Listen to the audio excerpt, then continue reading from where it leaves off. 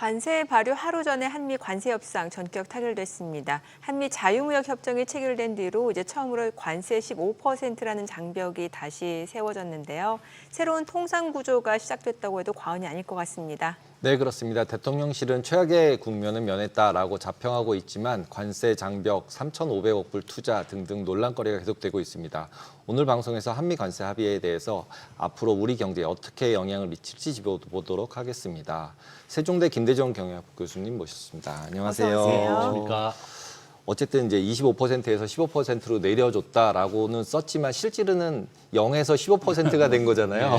네. 이거 어떻게 보셨나요? 저는 첫 번째는 좀 불확실성을 제거했기 때문에 선방은 했다. 일본과 유럽이 전부 다 15%로 합의를 했습니다. 우리 대한민국도 똑같은 그 순위로 이제 합의가 됐는데, 그러나 대한민국은 원래 한미 FTA가 체결되어 있었기 때문에 원래 관세가 없습니다. 우리나라의 평균 관세율은 원래 한 12% 정도 되고 미국은 2.5%입니다. 한미 FTA가 체결되면서 양국이 서로 관세를 받지 않고 자유무역을 확대하자 이런 취지로 한미 FTA가 체결됐는데 트럼프 대통령은 기존에 있었던 모든 FTA를 다 무시하고 이렇게 완전히 새로 출발하고 있습니다. 트럼프 대통령이 공약 때도 마찬가지지만 가장 중요하고 생각하는 것은 미국의 공장을 옮기고 미국의 일자리를 만들어 달라는 것이 가장 큰 요구 사항입니다. 현재 15%로 합의가 됐지만 이 15%를 관세를 받지 않으려면 미국의 공장을 지으라는 겁니다. 그것이 가장 큰 이유다.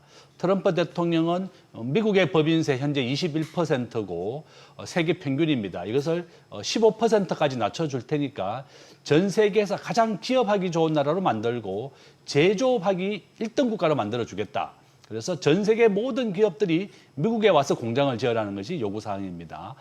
캐나다, 멕시코 전부 다 나프타라고 체결되어 있었지만 전부 다 30% 관세를 부여하겠다 이렇게 얘기하고 있습니다. 그래서 결론은 우리나라도 캐나다와 멕시코에 있는 많은 공장들도 미국으로 지금 옮기려 또 계획 중에 있다. 그 정도로 트럼프는 미국의 일자리를 만들고 미국을 제조업으로 다시 세계 1위가 되겠다는 것이 목표다 이렇게 볼 수 있습니다. 네.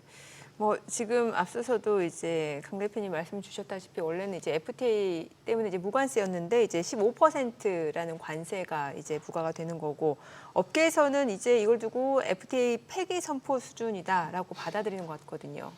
그렇습니다. 원래 이제 1기 때도 마찬가지지만 저는 트럼프의 이런 고관세 정책이 네. 한 30% 정도만 시행이 되고 나머지는 한 폐기가 될 것이다 이렇게 됐는데 아마 미국의 물가가 이제 그만 15% 올라가게 되는 겁니다. 네. 전 세계에서 수입되는 모든 물건 가격이 15% 인상이 되기 때문에 미국이 기준금리를 동결시키는 이유도 바로 미래의 불확실성 때문에 그렇습니다.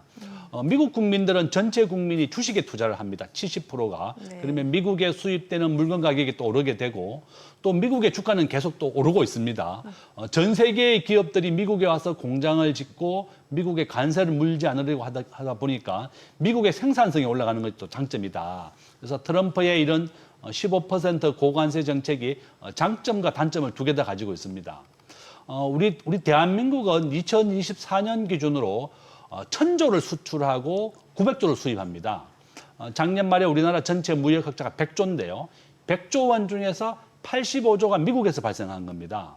우리가 대한민국이 미국에 가장 많이 수출하는 것은 자동차 부품, 석유화학, 반도체 순으로 우리가 수출을 많이 하고 미국에서 사오는 것은 미국산 석유와 가스입니다. 그러니까 우리가 좀 더 많은 미국산 석유와 가스 수입을 해서 무역 흑자 폭을 좀 줄였어야 되는데 작년에 무역 흑자가 85조나 났기 때문에 미국으로 봐서는 대한민국이 너무나 많은 미국에서 무역 흑자를 냈다 이렇게 오해를 했었다. 이런 측면에서 이제 LNG 1,000억 정도 우리가 구매하라 이렇게 요구하고 있는 거다. 저는 결론은 우리 기업들이 이런 고관세 정책을 피하는 방법은 일단 미국의 현지 생산을 늘릴 수밖에 없는 건데 그렇게 된다 그러면 대한민국에 있는 현대자동차, 삼성전자가 국내에 공장을 지으려고 했던 것을 다 미국으로 옮기게 되는 겁니다. 그런 것이 가장 큰 우려가 되고 우리나라의 현재 대학생 평균 취업률이 45%밖에 안 됩니다.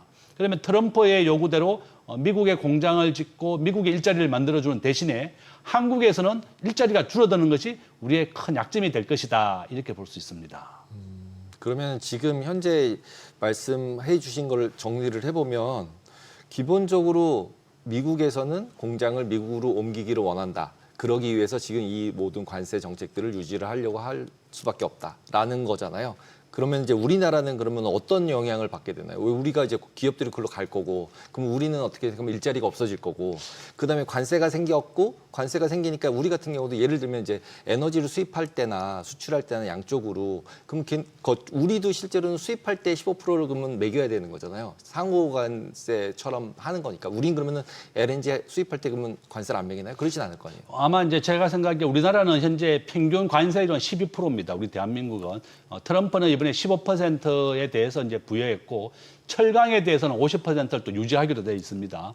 저는 아마 이제 우리나라는 LNG 수입부터 뭐 한국은 뭐 100% 에너지를 수입하다 보니까 현재 대한민국은 미국산 석유와 가스가 에너지의 1위이고 2위가 사우디입니다. 우리가 수년 전부터 미국에서 가장 많은 에너지를 수입해 왔습니다.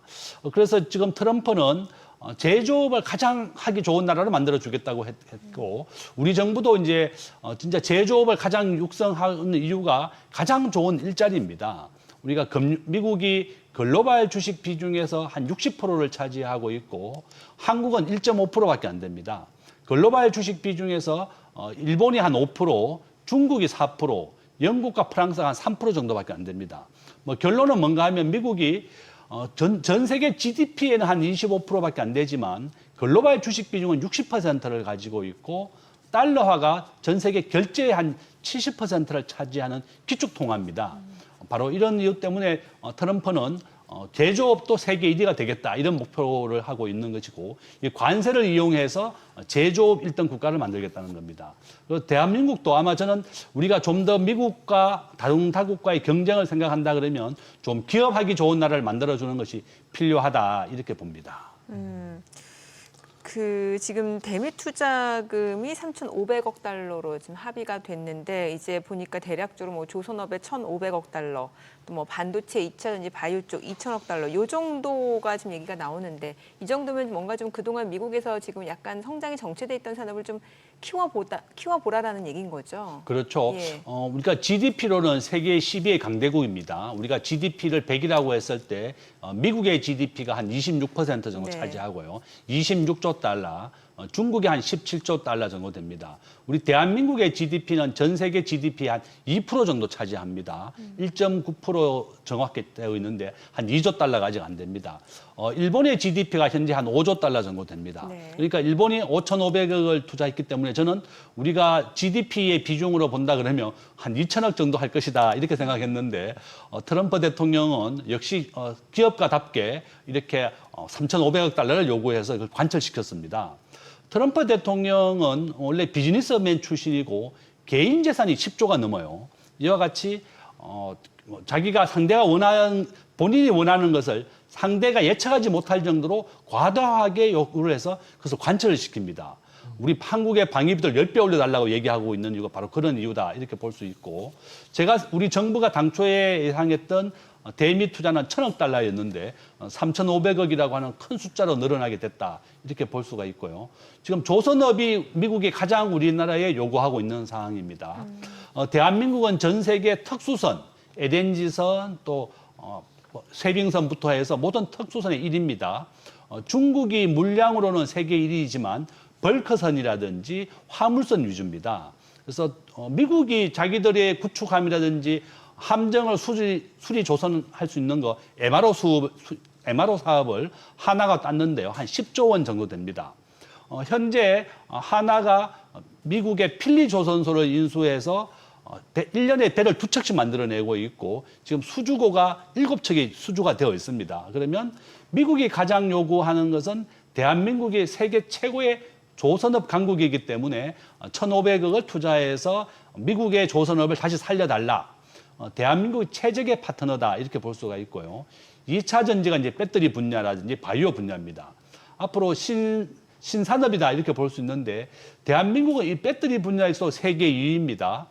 중국이 물량으로는 세계 1위이지만 뭐 LG, 엔솔을 포함해서 우리나라의 배터리 기업이 세계 2위의 강대국이기 때문에 이렇게 한국과 미국이 가장 협력할 수 있는 분야가 조선업, 배터리 분야, 바로 이렇게 의료 분야다 이렇게 볼 수가 있고 삼성 바이오시사가 세계 최대의 단일 공장으로 세계 1위입니다. 송도에 있습니다.